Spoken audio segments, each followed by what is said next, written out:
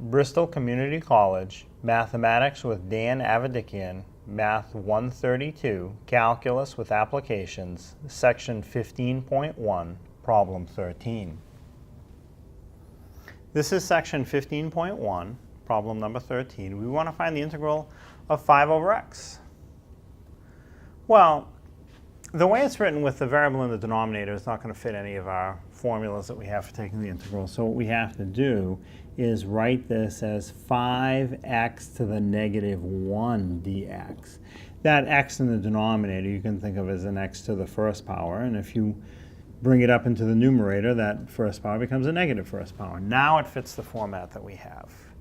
So this looks like so many other problems that we did with weird exponents, decimals, fractions, pi, e, but this one's going to give us a little bit of a problem. So let's say we take the regular approach. So we say the 5 in front is going to be the numerator of the fraction, the previous exponent plus 1, x to the previous exponent plus 1 plus some constant. The 5 over negative 1 plus 1 is 5 over 0. The x to the 0 is not a problem, that's 1, but the 5 over 0, that's bad. You can never have a 0 in the denominator. That cannot be the right answer. So that's a bit of a flag that you can't use this formula that we've been using.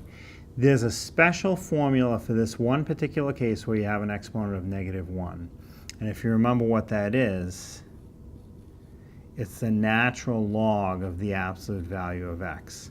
Now the 5 in front will stay in front because it's just a 5, not a 5x. If it had a variable, it would be a little bit different. So it's 5 times the natural log of the absolute value of x plus a constant. That's the answer to the integral.